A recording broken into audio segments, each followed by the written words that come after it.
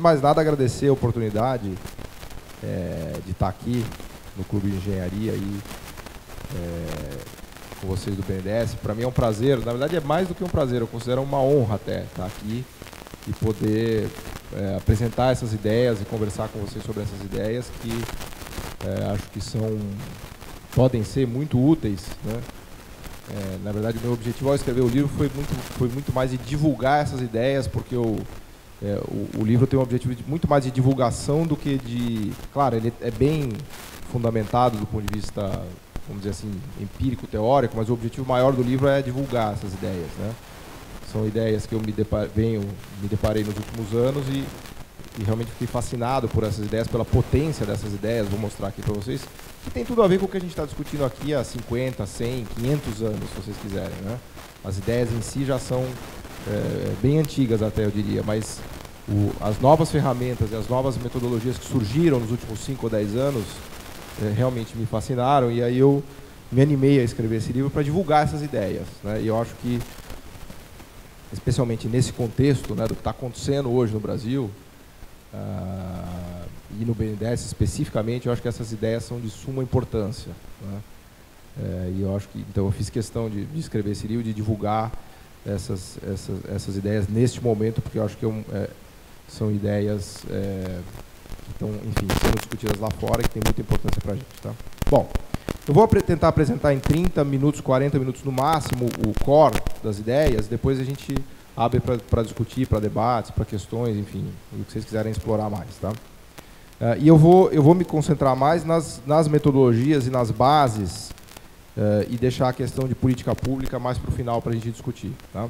Eu quero gastar esse tempo aqui para apresentar o que são essas bases, o que são essas ideias, como ferramenta de trabalho para a gente, né, por assim dizer, tá? Então, já entrando na apresentação, eu coloco aqui uma rede. O título da apresentação é Redes, Complexidade e Big Data. Então, basicamente, eu vou tratar desses 3 temas para estudar desenvolvimento econômico e entender desenvolvimento econômico dessa ótica, tá? A novidade é essa ótica de redes de complexidade e Big Data, tá? E ao longo da apresentação vai ficar mais claro como é que isso aparece.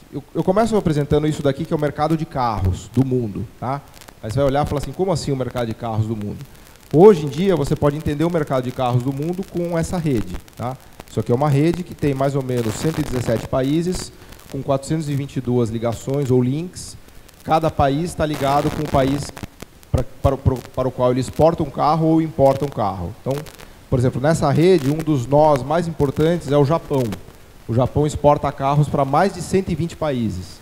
Então, se a gente achar a bolinha ali do Japão, a gente vai ver que ele está conectado com 120 outras bolinhas. E por aí vai. Então, a gente pode construir redes, né, do comércio internacional. Num outro trabalho mais científico que eu fiz, a gente construiu uma rede para o ano de 2013 para todos os países para que a gente tem dados, que são mais ou menos 120 países, para 850 produtos do comércio internacional. Nessa rede, para um ano, a gente chega num número de 2 milhões de ligações, tá? Por isso que, inclusive, essa perspectiva usa muito Big Data. Quando a gente conecta todos os produtos de todos os países num ano, a gente chega em 2 milhões de conexões para um único ano. São 2 milhões de conexões comerciais, por assim dizer, né? Bom, de onde vem isso?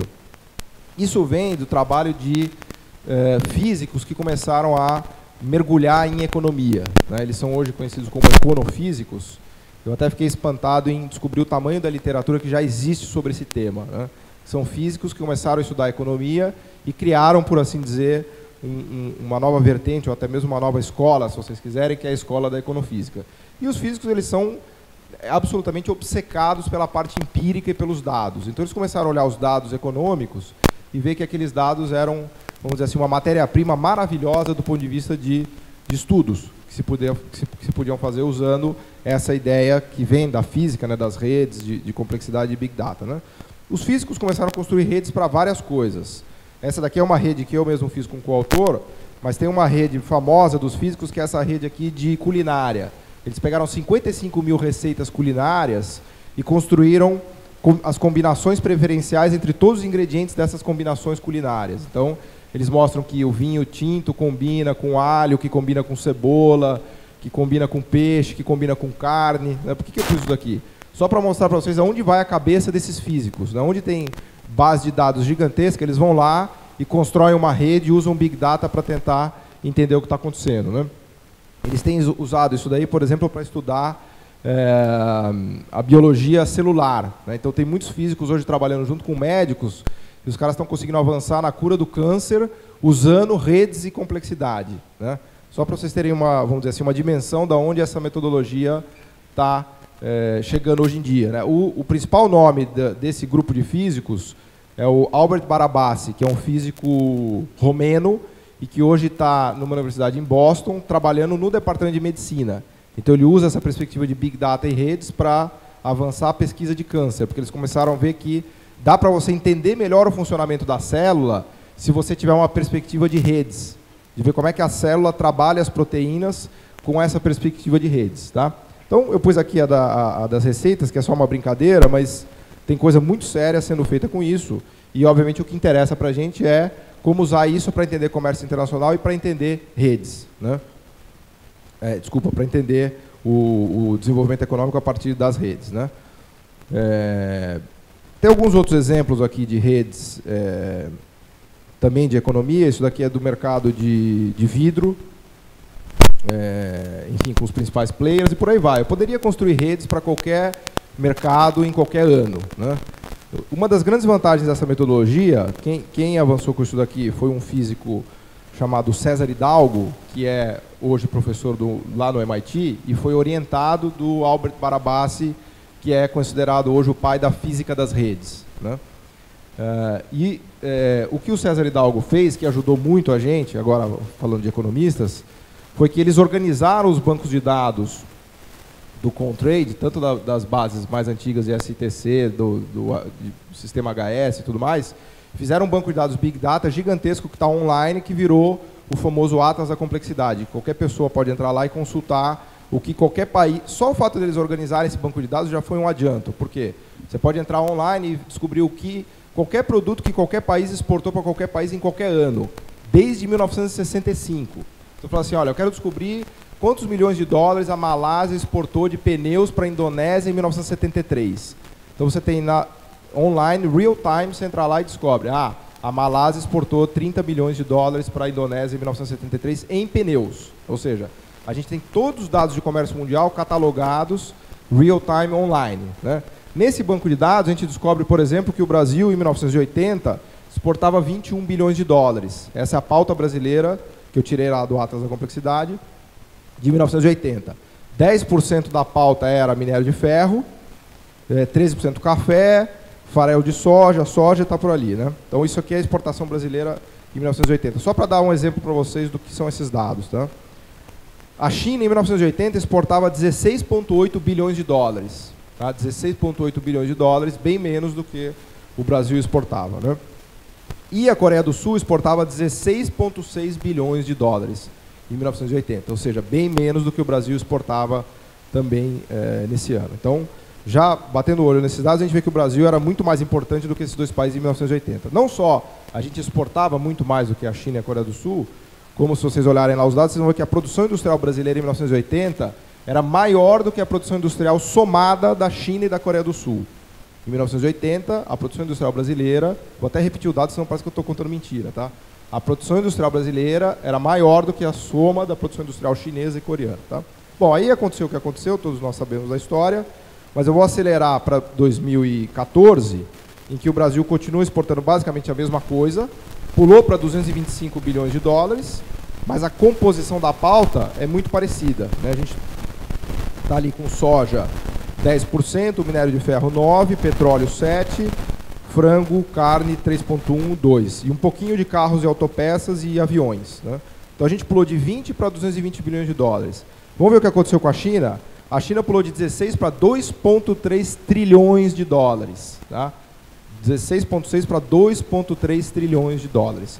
A pauta da China passou por uma revolução total, né? Se a gente olhar, a China de 1980 ela exportava basicamente porco e petróleo e um pouco de tecido, né? E aqui em 2014 ela exporta 2,3 trilhões de dólares, inclusive superou em larga medida, por exemplo, o Japão, que está exportando 800 bilhões de dólares, até mesmo os Estados Unidos, que exporta 1,6 trilhões de dólares, e a própria Alemanha, que exporta 1,4 trilhões de dólares. Então a China superou assim com folga as maiores economias do mundo, inclusive em termos de exportação. Houve uma revolução notável na China. E a Coreia do Sul também pulou para quase 600 bilhões de dólares em 2014. Tá? Então o salto coreano foi de 16 para 600, na China foi de 16 para 2 trilhões e no Brasil foi de 20 para 200 bilhões. Né? Isso do ponto de vista do volume. Do ponto de vista da composição da pauta, e aí que vem o pulo do gato, houve uma transformação muito importante na pauta chinesa e na pauta sul-coreana, que eu descrevo isso daqui como transformação estrutural, né, para usar um jargão mais econômico. Né? Houve uma transformação estrutural notável na Coreia do Sul e na China que não houve no Brasil. Né? Só a título de comparação, e eu já vou passar para a coisa das redes, a Suécia, em 2014, exportou 153 bilhões de dólares. Tá? Quase o que o Brasil exporta. Tá? Só com uma diferença, a Suécia tem 10 milhões de habitantes. O Brasil tem 210 milhões de habitantes. Tá? Por aí já dá para ter uma noção da produção e da exportação per capita de um país como a Suécia. Né? A República Tcheca exportou 150 bilhões de dólares em 2014. Tá? Quase o que o Brasil exporta, que são os 200 bilhões. E a República Tcheca também não chega a ter 10 milhões de habitantes. Né? Então a exportação per capita desses dois países é gigantesco. Bom, os físicos olharam tudo isso daqui e falaram, legal, tem uma base de dados aqui tipo receita culinária. Né? O que a gente pode fazer com essa base de dados e que conclusões a gente pode tirar a partir desse manancial de Big Data, né, em termos de, vamos dizer assim, de inteligência. Né? O que a perspectiva de redes pode nos agregar do ponto de vista analítico? Né? O que a gente pode entender de um país olhando essas redes de comércio e essas bases de dados? Né? Então é daí que vem o primeiro trabalho dessa sequência de complexidade que eu apresento no livro, foi feito em 2007 e foi publicado na revista Science. Inclusive, os físicos não conseguiram publicar isso em revista de economia, tá? Porque estava começando a incomodar um pouco os economistas. Né? Eles conseguiram publicar na revista Science e não conseguiram publicar em revista de economia. Então, o primeiro trabalho vem de 2007, que é um trabalho que eu considero um breakthrough, que é um trabalho feito pelo Albert Barabasi, que é esse físico pai da ciência das redes, pelo César Hidalgo, que foi orientado dele no doutorado, e pelo Hausmann, que foi o economista que eles chamaram, por assim dizer, porque eram basicamente dois físicos trabalhando com aqueles dados, em algum momento eles devem ter pensado, bom, melhor chamar um economista aqui para ver se a gente não está fazendo muita besteira. Né? Então, chamaram o Hausmann e o Hausmann trouxe mais um outro colega, coautor dele, que não me lembro o nome agora, mas são esses 4 que assinam o paper que está na base dessa metodologia aqui que eu vou explicar agora. Que é basicamente o algoritmo de complexidade. Tá? Qual foi a sacada deles? Eles pensaram o seguinte, como é que a gente usa esses dados de comércio internacional para entender melhor o que está acontecendo com os países? Vale dizer, será que o fato do Brasil pular de 200 bilhões, de 20 bilhões para 200, com uma pauta do tipo A para uma pauta do tipo B, e será que a Coreia pulando de 16 para 600, com uma pauta do tipo X indo para uma pauta do tipo Y, e a China indo de uma pauta do tipo M para uma pauta do tipo O, de 16 bi para 2 trilhões, será que isso daí não traz informações relevantes? Obviamente que traz. Né? Então eles vieram com essa ideia da rede produtiva para tentar, vamos dizer assim, medir as capacidades produtivas dos países usando esses dados. Né? Isso aqui é o esqueminha mais básico da rede que eles construíram, que foi a seguinte rede. Imagine que a gente possa conectar todos os países com tudo que eles exportam, na linha do que eu estava mostrando para vocês naquele primeiro mapa, né? E a partir daí tirar conclusões sobre o que aconteceu com esses países ou qual é a capacidade desses países. Tá? Então a gente tem uma rede aqui hipotética com 3 países e 5 produtos. Então a gente tem lá Holanda, Argentina e Gana. Tá? E 5 produtos do comércio internacional. Pode ser 5 produtos do sistema SITC. Raio-X, medicamentos, até para usar aqui o seu exemplo, está ali, ó. Cera de sapato, queijo e peixe. Tá? Vamos imaginar que nessa rede hipotética tem um único país que é capaz de fazer os 5 produtos, que é a Holanda. O sistema produtivo holandês tem o know-how, a tecnologia e a capacidade técnica de produzir raio-x, medicamentos, cera de sapato, queijo e peixe. ele é o país que é o país que tem a pauta mais diversificada e o sistema produtivo mais diversificado. O país menos diversificado é Gana, que só é capaz de fazer peixe. Tá? Aliás, para fazer peixe não precisa ter capacidade produtiva nenhuma, é só ir lá e pescar o peixe. Tá? Aliás, se tem um produto que todo mundo faz no mundo é peixe. Tá? Basta você ter um barco e uma vara de pesca que você faz um peixe. Tá? É o extrativismo puro, no estado bruto, se vocês quiserem. Tá? E a Argentina, nesse exemplo hipotético, é capaz de fazer cera de sapato, queijo e peixe, mas ela não é capaz de fazer medicamentos nem raio-x. Tá? Então, no esquema teórico que eles bolaram, eles falaram o seguinte, bom, o que essa rede diz para a gente? Essa rede diz para a gente que tem um país que é muito diversificado e que é rico, que a gente já sabe que ele é rico, e tem um outro país que é pouco diversificado e é pobre. Além do país que é rico ser muito diversificado, ele é capaz de fazer coisas que os outros não fazem, o que os autores chamam de ubiquidade.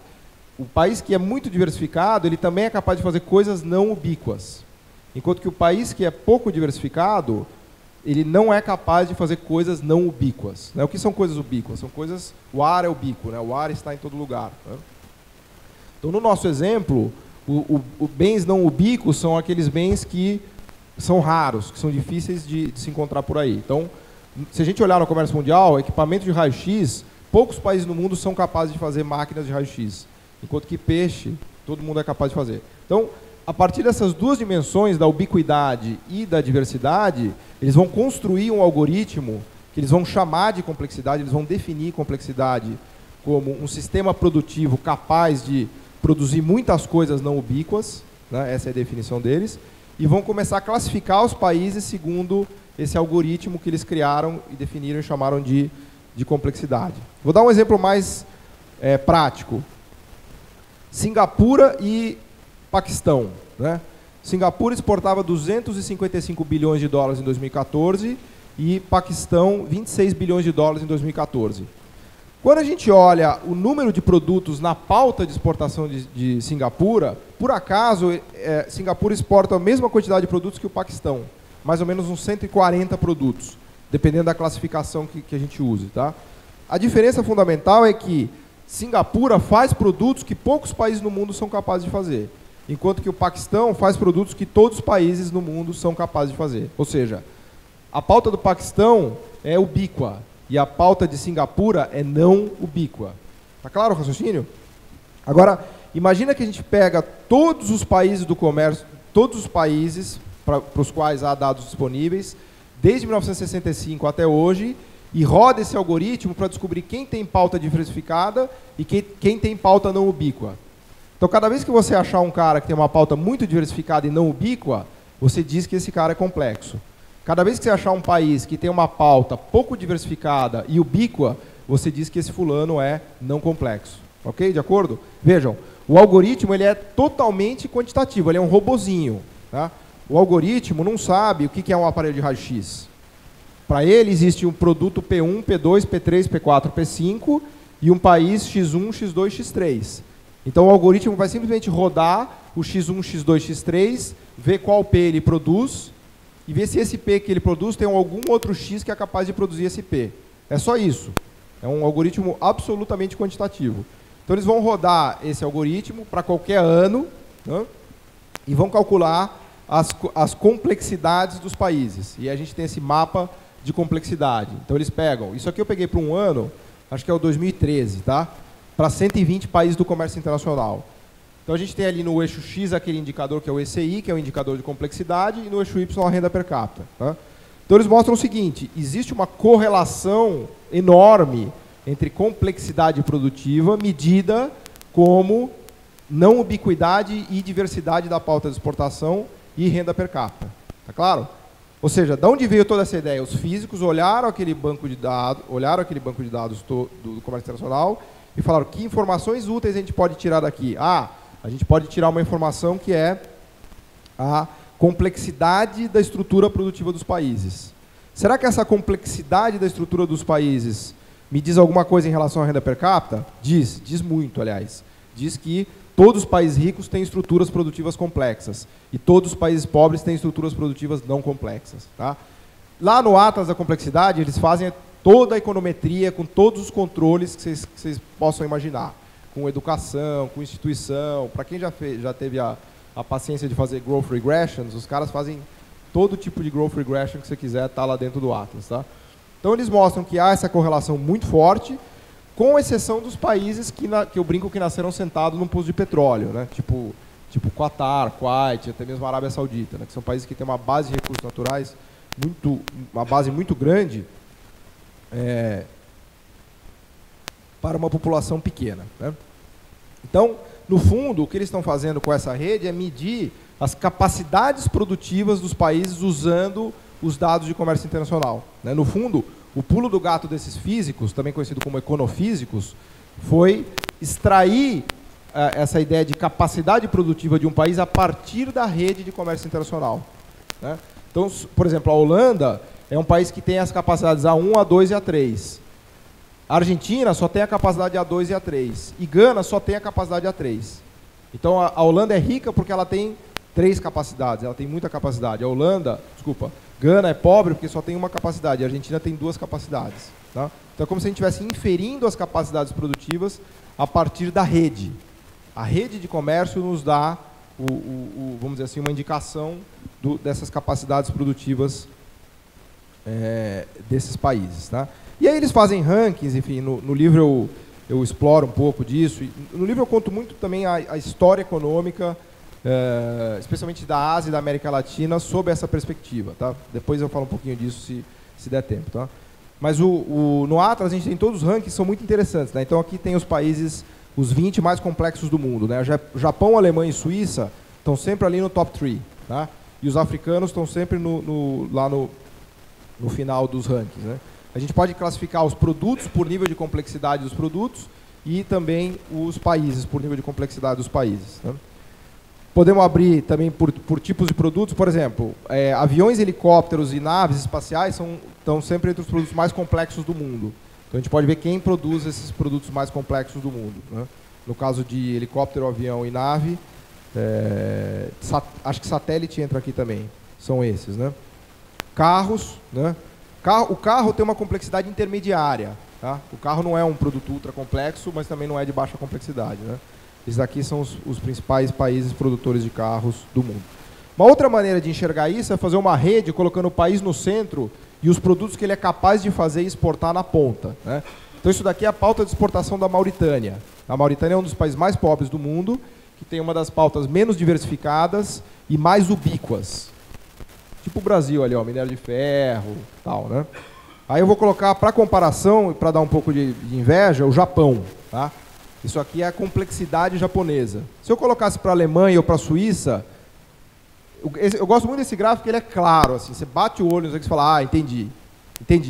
Esse cara é desenvolvido, esse cara não é desenvolvido. É um negócio que, no limite, eu não precisaria nem falar mais nada nessa palestra, para mostrar esses dois negócios, né? Então, isso aqui dá um visual muito claro do que é um país rico, do que é um país desenvolvido. Eu brinco que isso aqui é o sol do Japão. Se eu abrir isso para a Alemanha, para Estados Unidos, para todos os sistemas complexos, eu vou ver uma pauta desse tipo, né?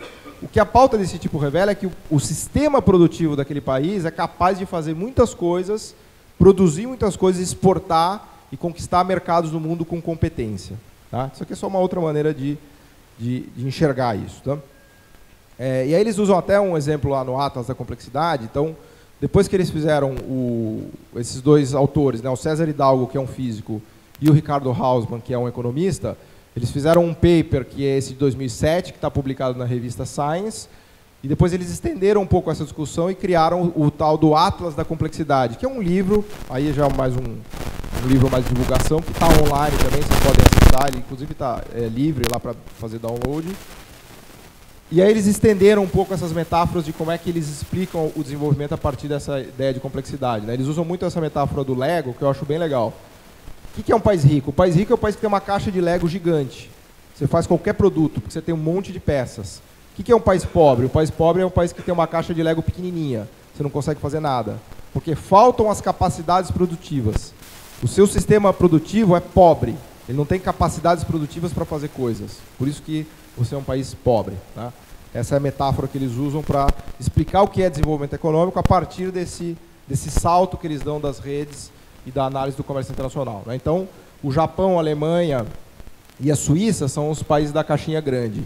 Os africanos são os países da caixinha pequena. E a América Latina são os países da caixinha intermediária, tá? De maneira grosseira, né? Além disso, veja, eu estou explicando isso um pouco de maneira acelerada porque tem muitos conceitos, mas acho que vale mais a pena a gente passar por todos esses conceitos e depois mergulhar em detalhes no que vocês queiram discutir, tá? Além de calcular a complexidade dos produtos, eles calculam uma outra coisa chamada conectividade. Isso vem bem do jargão de redes, tá?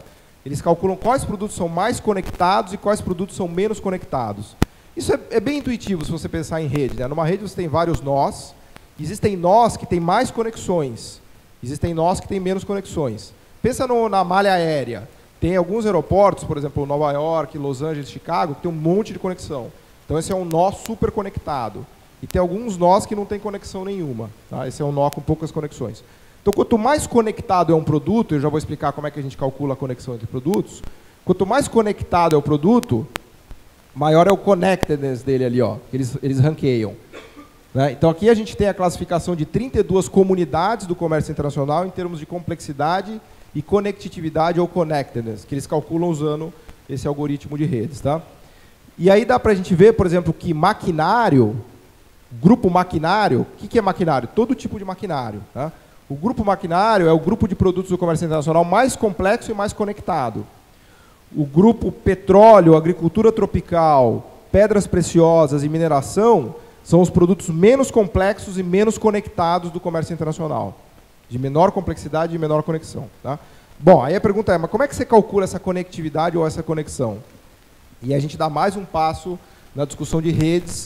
Isso daqui é uma rede que está lá no artigo deles de 2007, em que eles procuram fazer essa conexão entre produtos a partir de uma ideia de probabilidade de coexportação, tá? Como é que eles construíram essa rede? Vejam, nós estamos num ambiente aqui de Big Data, que é um volume gigantesco de dados, tá? Então eles pegam de todos os produtos do comércio internacional, você pode pegar na base mais simplificada do STC, tem 850 produtos. Se você abrir no HS, tem 5.000... Quem já trabalhou com isso sabe o que eu estou falando. Você tem 5.300 produtos do comércio internacional. E aí, eles começam a calcular a probabilidade de coexportação de cada produto com cada produto, né? Ao fazer isso, eles estão em busca de capacidades produtivas próximas. Vale dizer, vou dar um exemplo específico. Imagina o caso de motor. Motor de barco, motor de carro e motor de avião. Eles vão explorar no comércio internacional para ver se a probabilidade de coexportação de motor, carro, barco e avião é alta. Vamos pegar só dois exemplos. Se a probabilidade de coexportação de motor de carro e de barco for alta, isso é uma indicação que no sistema produtivo a habilidade de fazer carro é próxima à habilidade de... Desculpa, motor de carro, né? Pega motor de carro, motor de barco. Se a habilidade de fazer motor de carro é próxima à habilidade de fazer motor de barco, é razoável que a gente espere que no comércio internacional a probabilidade desses produtos coexportarem seja alta. Ficou claro o raciocínio? Então, basicamente, você pega o banco de dados, faz uma varredura da probabilidade de coexportação de tudo com tudo. Já deu para vocês entenderem o tamanho da contaiada que tem para fazer isso daí. Se você quiser pegar na base mais ampla, você tem que pegar 5.000 produtos e calcular quem coexporta com quem e com qual probabilidade. E aí você faz cortes, né? Você fala, se a probabilidade de coexportação for muito alta, eu vou assumir que esses caras têm habilidades produtivas próximas. Portanto, eles estão no plano, nesse plano aqui que eles desenharam, esses caras estão juntos. Ok? Depois a gente mergulha mais no detalhe da metodologia, se vocês tiverem interesse. O que eles mostram? Eles pegam esses produtos que tem num ranking a complexidade, no outro a conectividade, eles abrem para ver quem está conectado com quem. Cada bolinha dessa é um produto do comércio internacional. Aqui é a base STC com 850 produtos, tá? Então, sempre que uma bolinha está perto da outra, quer dizer que a capacidade produtiva necessária para fazer essa bolinha é próxima da capacidade produtiva necessária para fazer aquela bolinha. Volta no exemplo do motor do barco, do carro e do avião. Se um país tem a capacidade de fazer motor de barco, em geral ele também tem a capacidade de fazer motor de avião e também tem a capacidade de fazer motor de carro. Por quê? Porque ele tem a engenharia por trás necessária para criar esses desdobramentos produtivos. A bateria está muito baixa. Então a gente vê ali, os azuis são os maquinários, tá? Todos os azuis estão muito juntos, porque o que isso daqui mostra para a gente é que Em geral, um país que faz máquina tem capacidade de fazer muitas máquinas. Tá? Ok? Deu para entender o raciocínio, né, da construção da rede. Tá? Eu tenho 7% do computador aqui do tempo para acabar a palestra, né? Senão ele vai... Talvez precise ligar numa tomada aí. Então é assim que você calcula essa conectividade de cada bem. Feito isso, né, tendo essa... Peraí, ó, eu vou sair aqui. Enquanto ele vê aqui a parte técnica. Feito isso, olha que legal. A gente pode pegar para cada produto do comércio internacional, aqui está carros.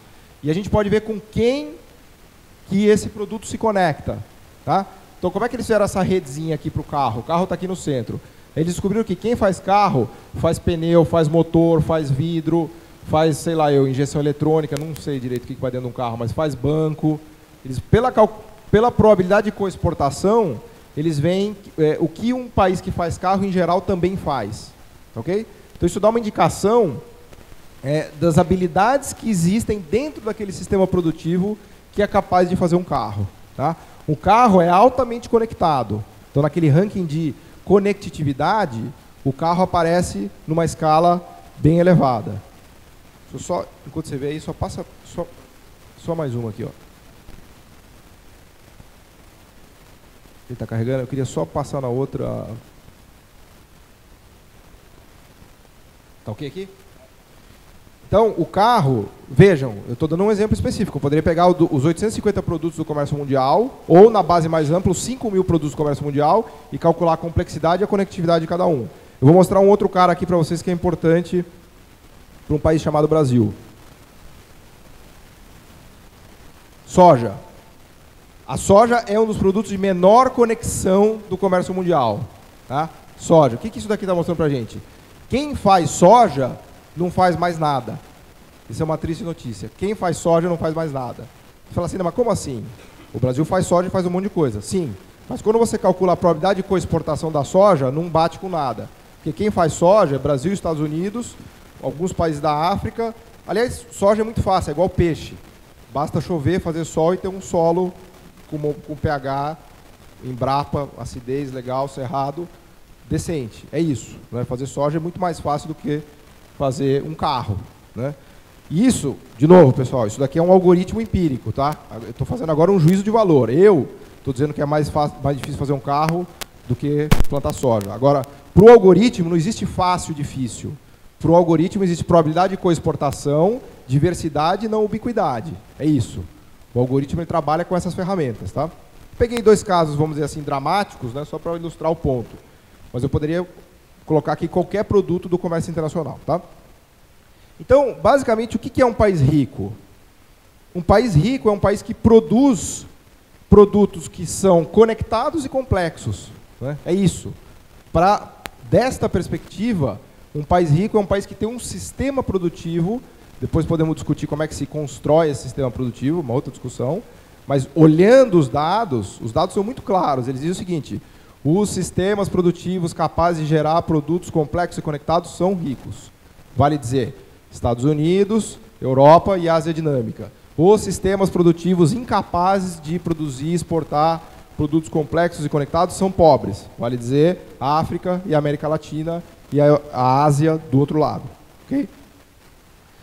E com essa metodologia, que eu acho fascinante, por isso que eu escrevi o livro, para divulgar, eles vão fazendo o retrato de cada sistema produtivo de cada país em cada ano. Ou seja, você pode agora reconstruir, retroagir para 1965 e falar assim, olha, deixa eu tirar uma fotografia do que era a China em 1970.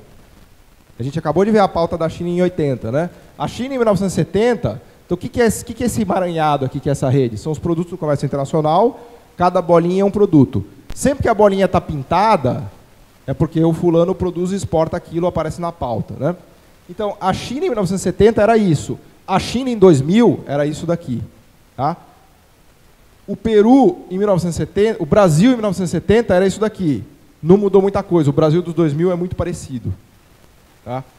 Melhorou um pouquinho porque apareceram algumas bolinhas aqui de maquinário, de autopeças, de avião. Então tem nesse coraçãozinho aqui melhorou um pouco, né? Mas não se compara ao salto que a China deu em eletroeletrônicos, microcircuitos eletrônicos, maquinária, assim por diante. Tá? Aí vocês vão me perguntar, por que tem algumas bolinhas que são azuis, por que tem outras que são vermelhas? Tá? Volto a repetir, eu coloquei Brasil e China nesses anos, eu poderia colocar qualquer país em qualquer ano. Eu posso construir o retrato do sistema produtivo de qualquer país em qualquer ano usando essa metodologia. Tá? Por que as bolinhas são coloridas? Porque, aqui tem 2 exemplos também, ó, Coreia do Sul em 1970 e Coreia do Sul nos anos 2000. Tá? Há um salto notável também das capacidades produtivas coreanas. Tá? Peru 1970, Peru 2000. Tá? Peru não mudou nada, é igual. Aí tem a questão da cor das bolinhas. Né? Por que algumas bolinhas são azuis e por que algumas bolinhas são vermelhas? Eu vou mostrar lá na frente que eles, em cima disso daqui, eles fazem um estudo de desigualdade econômica. Então eles atrelam, isso era um paper mais recente, 2015, está publicado na World Development. Eles atrelam o Gini aos produtos. Então eles conseguem calcular o Gini médio de cada produto. Ao calcular o Gini médio de cada produto, eles fazem uma conta de trás para frente da desigualdade do país. E eles mostram que países que produzem bolinhas azuis não têm desigualdade relevante, são os mais iguais do mundo. E países que produzem produtos que têm bolinhas vermelhas são os mais desiguais do mundo. Ficou claro? Eles pegam essa estrutura e plotam o Gini em cima e mostram que há uma aderência violenta entre desigualdade e estrutura produtiva. Ou seja, eu acho que é um breakthrough isso daí. Tanto é que teve uma publicação boa. É um breakthrough porque eles explicam a desigualdade a partir do tipo de estrutura produtiva que o país tem. Tá? Mas isso é uma outra questão que eu vou, se der tempo, depois eu exploro. E por aí vai. E aí tem toda uma literatura, eu estava mencionando o César Hidalgo Hausmann, mas na verdade existe um batalhão de econofísicos. Tem até livro-texto. Por meu desespero, esses dias eu descobri que tem um livro-texto de 2015, escrito por 4 físicos da Índia, que eram caras de física, engenharia e física nuclear, lá da universidade, sei lá eu de onde que é, de Mumbai, e eles escreveram um livro-texto de econofísica, em que eles varrem toda a literatura que começou a ser construída já nos anos 2000. Ou seja, a literatura de 15 anos, para quem quiser mergulhar nisso daí, tem 15 anos de literatura já consolidada em livro-texto, inclusive. A gente sabe que quando chega no livro-texto é que o negócio está velho já. Até livro-texto disso tem. Né? Dentre esses estudos, eu achei uns outros muito interessantes, que são o seguinte. Esse daqui, o fulano, esse aqui é um autor que eu gosto muito, que é o Felipe Jesus, que ele é economista do Banco Nacional de Desenvolvimento da Ásia. Talvez vocês conheçam ele, ele é um pesquisador muito interessante. Hã? Jesus Felipe. Eu sempre me confundo se o Jesus é o primeiro ou o segundo. É um nome meio forte, né? Jesus sempre primeiro, né? Boa dica. Agora não vou esquecer mais. Primeiro Jesus, depois Felipe. Está lá o Banco Nacional de Desenvolvimento da Ásia, que está lá em Manila. Aliás, o trabalho deles é maravilhoso, né? Para quem não conhece, recomendo dar uma olhada. E o Jesus Felipe é um cara muito interessante que está lá na linha de frente. E esse daqui é um trabalho dele, ele pega o... Eles estão trabalhando muito com complexidade faz uns 3, 4 anos já, no Banco de Desenvolvimento Asiático. Né? Ele faz uma conta interessante que é o seguinte, ele pega todos os produtos, e aqui ele pegou a base mais ampla, que são 5.107 produtos do sistema HS 6 dígitos, e ele correlaciona com a renda per capita média ponderada pela participação que o país tem naquele produto. Tá? Então ele pega para cada produto... vamos dizer, microscópio. Tá? Microscópio tem uma complexidade X calculada pelo algoritmo. Aí ele calcula a renda per capita média ponderada pela participação dos países que produzem microscópio, quanto que eles têm no mercado mundial.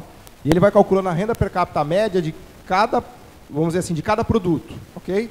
Que é o que esse gráfico mostra para a gente. Então a gente tem 5.000 produtos, no eixo Y a complexidade média desses produtos, e no eixo X a renda per capita média do país que produz esses produtos.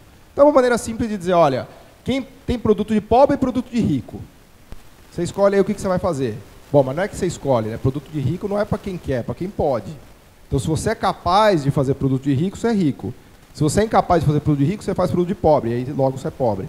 É o que esse gráfico aqui está mostrando. Então a especialização produtiva já condiciona a sua riqueza. Se você, entre aspas, escolheu se especializar nos produtos de baixa complexidade, você já escolheu ser pobre, acabou. Né? Se você tentou fazer produtos mais complexos e não conseguiu, também lamento. Porque tentar não é conseguir. Você vai continuar, você tentou, mas não conseguiu, continua pobre. Se você tentou e conseguiu, opa, legal, então você caminhou naquela reta de regressão. Tá? Isso aqui é de um paper que eu fiz com o coautor, que a gente pegou os principais produtos da pauta de 120 países. Esse aqui é um estudo interessante também. Na linha daquele outro, a gente tem complexidade no eixo X, e no eixo Y a gente tem a complexidade... Não, desculpa. No eixo X a gente tem a complexidade do país, e no eixo Y a gente tem a participação do produto mais representativo na pauta do país. Tá? A participação do produto mais representativo na pauta do país. Que produto é esse? Cada país é um produto. Então vou dar os dois exemplos extremos. Ó. Nigéria. 90% da pauta é petróleo e ela não tem complexidade nenhuma. Tá? Nigéria está ali em cima. Aliás, os caras que estão ali em cima são Venezuela, Azerbaijão, Nigéria, Congo, Qatar, Kuwait e Cazaquistão. Que tem quase... Aí, aliás, isso daqui é de um paper que eu escrevi, que é doença holandesa entendida como perda de complexidade econômica. Para mim é crystal clear isso. Doença holandesa, na verdade, é baixa complexidade econômica. Depois podemos mergulhar nessa discussão. Né? Então, os países da doença holandesa estão aqui em cima. Lá na outra ponta, a gente tem um cara ali que é o Japão, que é o país mais complexo do mundo, depois a República Tcheca com medicamentos, depois a Alemanha com carros, que representam mais ou menos 15, 20% da pauta. Ou seja, eles têm um produto altamente complexo, a complexidade do país é alta, que é o ECI, e o produto que mais representa da pauta representa 15%. Ok? O Brasil está no meio da reta de regressão, é minério de ferro. Quer ver? Eu vou achar o Brasil aqui. Ó. Isso aqui faz com letrinha pequena, não dá para ver nada. Né? O Brasil está por aqui, ele tem a complexidade 0. Eu vou mostrar o gráfico para vocês de Brasil. E o principal produto dele é minério de ferro, que representa 15%. Tá? Enfim, isso é só para... Já estou estourando o tempo aqui, já vou caminhar para concluir. É só para olhar dessa ótica do, vamos dizer assim, do tipo de especialização produtiva do país. E eu vou passar rápido agora por vários países e várias regiões. Tá? Eu não vou mergulhar na história, depois a gente pode falar um pouco de história. No livro, aliás, metade do livro eu passo contando a história disso. O que a Ásia fez, o que deu certo, o que deu errado, o Brasil, América Latina, enfim. Eu vou fazer vamos dizer assim, uma exploração histórica dessa evolução da complexidade dos países. Mas eu vou mostrar para vocês os dados rapidamente, só para vocês terem essa, vamos dizer assim, esse retrato histórico rápido. Tá? Isso aqui é só Europa. Tá? Agora eu abri só Europa. Complexidade no eixo X, renda per capita no eixo Y. Tá? Então quem é rico na Europa é Alemanha, Suíça, República Tcheca, Reino Unido. Quem é pobre? Macedônia, Albânia, Bósnia, Ucrânia. Quem é intermediário? Portugal, Bulgária, Romênia, Rússia, Croácia. Tá? Só para mostrar que esse padrão replica. Isso aqui é o padrão da Europa. Se eu pegar a América Central, mesma coisa. Estados Unidos e América Central. América do Norte e América Central. Quem é rico nas Américas? Estados Unidos, Canadá e México. Quem é pobre? O mais pobre de todos, Haiti. Depois Nicarágua, Honduras, Guatemala, El Salvador. Costa Rica é interessante, que é o caso mais bem sucedido da América Central. É o país que tem a maior complexidade aqui. Tá? E eu poderia mostrar para outros continentes, esse padrão se replica. Aliás, o César Hidalgo e o Hausmann mostram que isso se replica também na análise regional. Eles mostram que para os municípios chilenos, os mais diversificados e menos, com pauta mais não ubíqua, são os municípios mais ricos. O Hausmann replicou isso para México, para as províncias e para os municípios mexicanos. Agora eles fizeram um atlas da complexidade para a Colômbia também. Então esse padrão se replica em termos regionais de estados e municípios. Tá? E aí a gente pode olhar a evolução histórica. Então isso daqui é um pouquinho do leste europeu, que conseguiu avançar na complexidade. Agora eu estou puxando desde 94. Abrindo algumas pautas também de maneira mais acelerada. Canadá, que é uma economia extremamente complexa, apesar de ser rica em recursos naturais. Aliás, tanto os Estados Unidos quanto o Canadá, né, acho que são bons exemplos. São países ricos em commodities, ricos em recursos naturais, mas que construíram uma parte sofisticada e complexa. Né, Canadá, Bombardier, tratores, por aí vai. Né? Os índices de complexidade são elevados. Né? Aí vai, Japão, os nórdicos têm uma sofisticação produtiva incrível. O milagre asiático, visto dessa ótica, especialmente Tailândia, Indonésia e Malásia, conseguiram avançar muito em termos de aumento de complexidade. Tá? América Latina, que é uma notícia triste, né? O Brasil é essa curva aqui. O Brasil, dos 70, isso aqui é 1965, tá? O Brasil sai de uma complexidade negativa horrível, dá um salto fantástico de complexidade até os 80, meados dos 80, 90 e mergulha. Né? Aliás, é um dos casos mais, vamos dizer assim, claros de regressão de complexidade produtiva. Tá? A Argentina vai um pouquinho, mas também não avança. E o México que consegue avançar. Apesar de que o México tem a questão da maquila, depois a gente pode explorar também, se vocês quiserem, a questão da maquila mexicana. Tá? E aqui é o Brasil em destaque. Tá? Isso daqui, a meu ver, é o que melhor explica a desgraça brasileira. Tá? Então, o Brasil ali nos 80, com todos os problemas que a gente já sabe, de crise de dívida, inflação, etc., etc., etc., do ponto de vista de sofisticação produtiva, estava no auge ali, ó, 80, 90, depois mergulhou.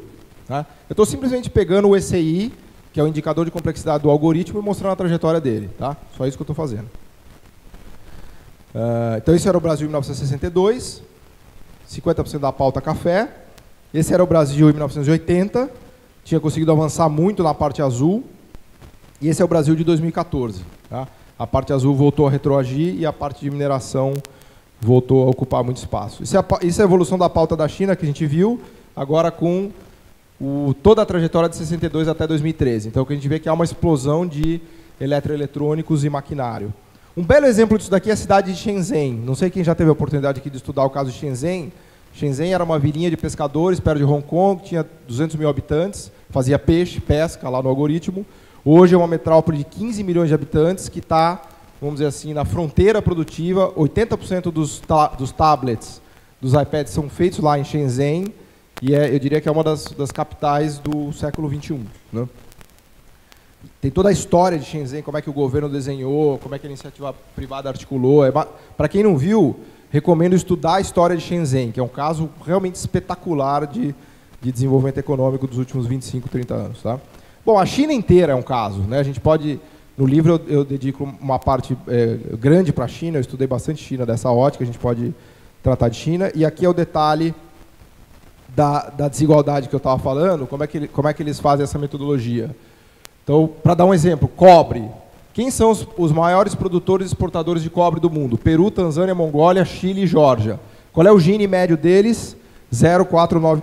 O Gini médio de cada um deles está ali, 53, 52, 50. Então, em termos ponderados, o PGI, que é o Product Gini Index, ponderado pelo tamanho do mercado mundial que eles têm, o PGI do cobre é 0,497, ok? Que é um Gini alto. Né? Como contra-exemplo, peças para maquinário de papel. Isso aqui é um produto STC-X, que eles pegaram lá para exemplificar. Então, peças para máquinas que fazem papel. Quem são os grandes produtores de peças para máquinas que fazem papel? Itália, Áustria, Finlândia, Suíça e Suécia. Estão ali os Gines, ponderado pela participação no comércio mundial. O PGI deste produto é 0,334. Tá? Então, a gente tem aquela mesma rede que a gente tinha visto lá atrás, com os Gines plotados. Então, você pode escolher o produto que você vai se especializar. Se você se especializa em produtos vermelhos, seu Gini é alto, país muito desigual. Basicamente, a África e a América Latina, com honrosas exceções. A Austrália. A Austrália é o único outlier que me detona aqui. Tá? Mas eu acho que é a exceção que prova a regra. Porque, exceto a Austrália, todos os padrões são muito fortes. Tá? Então, eles fazem um ranking ali de Gini, né? O vermelho é o Gini mais elevado e o azul é o Gini mais baixo. E aí eles atribuem um Gini médio para cada produto usando essa metodologia que eu estava explicando. Dois exemplos específicos aqui, Malásia e Chile, mesma renda per capita, mesma educação, e eles fazem questão de travar a educação também, mesma renda per capita, mesma educação. Malásia é muito mais complexa e tem uma desigualdade muito menor. Tailândia e Equador, mesma renda per capita, educação não me lembro. Tailândia é muito mais complexa e tem um Gini bem menor do que o Equador. Ou seja, travando por renda per capita, os mais complexos são sempre menos desiguais. Tá? E aí a questão da educação, que a gente pode explorar depois se vocês quiserem. Gana e Tailândia. Anos médios de estudo, explodiu nos dois casos, saíram de 2, 3 nos 70 para quase 8. Só que, no caso da Tailândia, o que aconteceu? A complexidade produtiva... A Tailândia ainda é pobre, é um país de renda per capita de 6, 7 mil dólares, né? Mas a complexidade produtiva da Tailândia explodiu. A complexidade de Gana é exatamente a mesma. Ou seja, todo o avanço educacional morreu na praia. Todo o avanço educacional de Gana morreu na praia. E todo o avanço educacional da Tailândia foi convertido em complexidade e foi convertido, entre aspas, em renda per capita. Isso daqui é a evolução da renda per capita da Tailândia, isso daqui é de Gana. Tá? Então, tem uma discussão, e eu exploro no livro, a coisa do conhecimento produtivo e do conhecimento tácito. Né? No Brasil aconteceu isso. Se a gente pegar dos 80 para cá, os indicadores de educação melhoraram muito. Tem problemas, tem defeitos, mas melhorou muito, muito. É incomparável o que era a educação em 82, 83 do que é hoje. Só que nada disso foi transformado em conhecimento produtivo. Tá? A nossa complexidade sucumbiu, tá? Meio a lá Gana. E aí, para concluir, esse daqui, estou chegando já no finalzinho, isso daqui é para mostrar que a estrutura de empregos também correlaciona muito com a complexidade. Isso daqui eu peguei os empregos industriais e serviços sofisticados da base... Tem duas bases que a gente pode olhar de estrutura de empregos, é a YIOD e a GDC lá do pessoal de Groningen. Né? A gente pode abrir por subsetores, por exemplo, na base de Groningen tem os 10 principais subsetores para 50 países do mundo desde os anos 60. Então isso aqui é um outro paper que eu escrevi, não está no livro, que é mais técnico, mas eu mostro que há uma correlação muito forte entre a estrutura de empregos e a complexidade. Por exemplo, hoje, até hoje, Suécia, Japão e Alemanha empregam 30%, 35% da população no setor industrial e de serviços sofisticados. E tem uma complexidade muito alta. Tá? No fundo, esse papo de complexidade, tudo isso aqui que eu estou mostrando, é um negócio que a gente está careca de saber já. O que é isso daqui? Isso aqui é estrutura produtiva. No fundo, a complexidade é o quê? Uma ilustração da estrutura produtiva. Né? A gente pode olhar a estrutura produtiva pela estrutura de empregos, pelas capacidades produtivas medidas na pauta e pela complexidade. Então, no fundo, a gente está discutindo o que todos os estruturalistas discutiam desde que os estruturalistas são estruturalistas. Desde que o Antônio Serra estava, mencionou aqui o Antônio Serra estava lá inconformado, preso. Estava inconformado por dois motivos, para tentar entender por que Veneza era rico e por que Nápoles era pobre, e mais inconformado ainda porque ele estava preso. Né? Então, vamos dizer assim, nesse mood de inconformismo, ele estava escrevendo sobre Veneza e Nápoles e falou, bom, Veneza é o quê? É uma capital super integrada, com manufaturas, produzindo, importando e exportando para o mundo todo. Né? A base de Veneza é o conhecimento de Veneza e são as manufaturas de Veneza. E Nápoles, que é super rica, tem uma agricultura, terra fértil, riqueza mineral, é uma desgraça. Tá? Quando eu olho para o Serra e para Nápoles e Veneza, não tem como eu não olhar para a América Latina e leste asiático e Europa, se vocês quiserem. Né? Para mim, a América Latina é Nápoles. Né? Então, essa história é longa, é bem antes do Adam Smith. Né? O que a gente está falando, essa história já vem desde do Serra, enfim, de todos os mercantilistas, não os que foram ridicularizados até no Smith, né? Até o Smith, que é meio rato, como a gente sabe, né? Até o Smith, ele abre a riqueza das nações falando o seguinte: os países que se especializam em manufaturas têm mais potencial de divisão do trabalho. Todo mundo pode abrir a riqueza das nações lá para ver que eu não estou mentindo. A atividade produtiva manufaturas tem maior potencial de divisão do trabalho. E a divisão do trabalho é o segredo da riqueza das nações. As outras atividades, inclusive a agricultura, têm menor potencial de divisão do trabalho. Portanto, a riqueza das nações é o sistema manufatureiro. Tá? O Smith, ele, assim, está escrito lá, vocês vão ver. Mas esse é um lado meio esquecido. Né? E não precisa nem falar que a fábrica de alfinetes do Smith era uma fábrica. Era uma fábrica onde se fabricavam alfinetes. Por isso tinha mecanização, por isso tinha divisão do trabalho, por isso um cara fazia 5.000 alfinetes. O Smith estava inconformável. Como uma pessoa faz 5.000 alfinetes? Nunca vi isso. Isso é uma explosão de produtividade jamais vista. Uma pessoa, na minha cabeça, faz um alfinete, não 5.000 alfinetes. Falou, parabéns, Smith, você descobriu o sistema Fabril. No sistema Fabril, uma pessoa consegue fazer 5.000 alfinetes. Enfim, eu já estourei o tempo aqui, mas eu estou mais, obviamente, vendendo peixe do que mergulhando aqui no detalhe das ideias. Agora acho que a gente pode abrir para discussão e a gente, enfim, mergulha no que vocês quiserem, né? Do que vocês acharem mais interessante. E antes disso eu vou apanhar um pouco aqui do Carlinhos.